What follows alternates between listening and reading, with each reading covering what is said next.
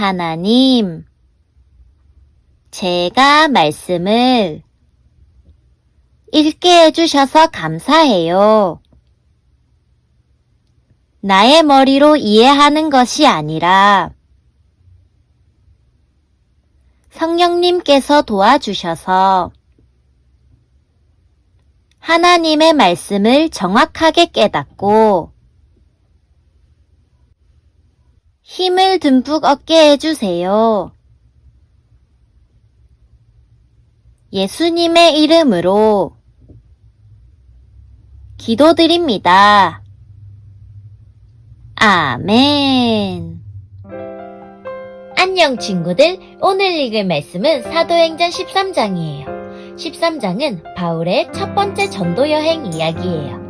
오늘의 간단 설명, 경외는 자신을 낮춰서 공손히 섬기고 어려워한다는 뜻을 가진 단어예요.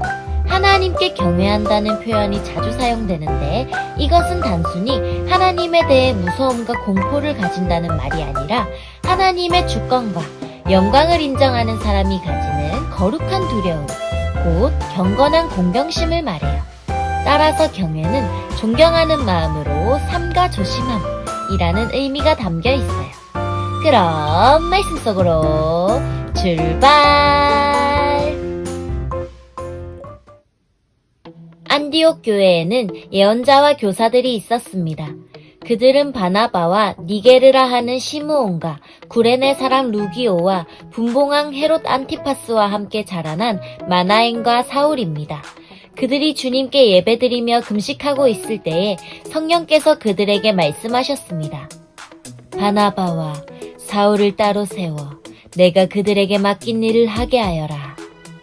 그래서 그들은 금식과 기도를 마친 뒤에 바나바와 사울에게 손을 얹고 그들을 떠나보냈습니다. 바나바와 사울은 성령의 보내심을 받아 실루기아로 내려갔습니다.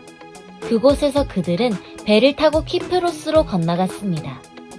그들은 살라미에 이르러 유대 사람의 회당에서 하나님의 말씀을 전했습니다. 마가 요한도 그들을 돕기 위해 함께 갔습니다. 그들이 그 섬을 다돌고 바보에 도착했습니다. 거기서 바예수라고 하는 유대인 마술사를 만났는데 그는 거짓 예언자였습니다. 바예수는 총독 서기오 바울 곁에 늘 붙어 있었습니다. 서기오 바울은 영리한 사람이었습니다. 그는 바나바와 사울을 불러 하나님의 말씀을 듣고 싶어 했습니다. 그런데 엘루마라고도 하는 그 마술사가 바나바와 사울의 일을 방해하며 총독이 예수님을 믿지 못하게 애를 썼습니다. 그러나 바울이라고도 부르는 사울이 성령이 충만하여 마술사를 노려보며 이렇게 말했습니다. 너 악마의 자식아! 너는 모든 정의의 원수다. 너는 악한 속임수와 제약으로 가득 차 있다. 주님의 바른 길을 굽게 하는 것을 그치지 못하겠느냐? 이제 주님께서 손으로 너를 치실 텐데 그러면 내 눈이 멀어 얼마 동안 너는 햇빛조차 보지 못할 것이다. 그러자 곧 안개와 어둠이 그에게 내려 그는 앞을 더듬으면서 자기 손을 붙잡아줄 사람을 찾았습니다. 총독이 이 모습을 보고 주를 믿게 되었습니다. 그는 주님에 관한 가르침에 깊은 감명을 받았습니다. 바울과 그 일행은 바브에서 배를 타고 밤빌리아에 있는 버가로 갔습니다. 그곳에서 마가 요한은 그들을 떠나 예루살렘으로 돌아갔습니다. 그들은 버가에서 더 나아가다가 비시디아의 안디옥에 이르게 되었습니다. 안식일에 그들은 회당에 들어가 앉았습니다. 회당장들은 율법과 예언자들의 글을 읽은 후에 바울과 바나바에게 전가를 보내어 형제들이여, 이 사람들에게 권면해주고 싶은 말이 있으면 하시오 라고 말했습니다. 바울이 자리에서 일어나 손짓을 해가며 말했습니다. 이스라엘 사람들, 그리고 하나님을 경외하는 이방인 여러분, 제 말에 귀를 기울여 주십시오. 이스라엘 백성의 하나님께서 우리 조상들을 선택하셨습니다. 우리 조상들이 이집트에 있을 때에 하나님께서 그들을 큰 민족으로 높여주셨고 큰 능력으로 그들을 그곳에서 인도해내셨습니다. 그리고 광야에서 40년 동안 그들이 행한 일을 참으셨으며 가나안 땅에서 7민족을 쫓아내시고 그들의 땅을 이스라엘 백성에게 유업으로 주셔서 약 450년간 차지하게 하셨습니다. 그 그 뒤에 하나님께서는 예언자 사무엘의 때까지 이스라엘 백성들에게 사사들을 세워주셨습니다. 그런 뒤에 백성이 왕을 요구하자 하나님께서 그들에게 베냐민 지파 사람 기스의 아들 사울을 주셨습니다.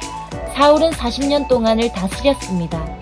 그 후 하나님께서는 사울을 물리치시고 다윗을 그들의 왕으로 삼으셨습니다. 하나님께서는 다윗에 대해 내가 이새의 아들 다윗을 보니 그는 내 마음에 드는 사람이다. 그가 내 뜻을 다 이룰 것이다. 라고 말씀하셨습니다. 하나님께서는 약속하신 대로 다윗의 자손 가운데서 한 분을 구세주로 삼아 이스라엘에게 보내주셨는데 그분이 바로 예수님이십니다. 그분이 오시기 전에 요한이 먼저 모든 이스라엘 백성에게 회개의 세례를 선포했습니다. 요한은 자기 사명을 다 마칠 무렵에 이렇게 말하였습니다. 너희는 나를 누구라고 생각하느냐? 나는 그리스도가 아니다. 그분은 내 뒤에 오실 것이다. 나는 그분의 신발끈을 풀어드리기에도 부족한 사람이다. 아브라함의 자손과 하나님을 경외하는 이방인 형제 여러분, 하나님께서 이 구원의 소식을 우리에게 전해주셨습니다. 예루살렘에 사는 사람들과 그 지도자들은 예수님을 알지 못했으며 안식일마다 읽는 예언자들의 글을 깨닫지 못했습니다. 오히려 그들은 예수님을 죄인 취급하여 예언자의 말씀을 그대로 이루었습니다. 그들은 예수님을 죽여야 할 정당한 구실을 찾지 못했지만 빌라도를 졸라서 예수님을 죽이게 했습니다. 그들은 예수님에 관하여 성경에 기록된 모든 말씀대로 예수님께 행했습니다.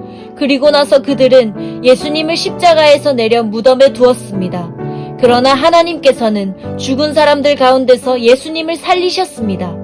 예수님께서는 갈릴리에서 예루살렘까지 자기와 함께 올라간 사람들에게 여러 날 동안 나타나셨습니다.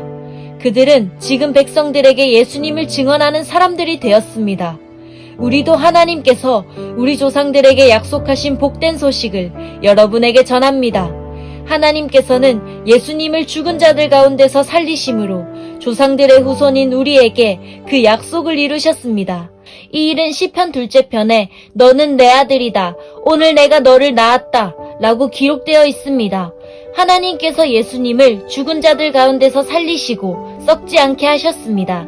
이런 뜻으로 하나님께서 내가 다윗에게 약속한 거룩하고 확실한 복을 너희에게 주겠다.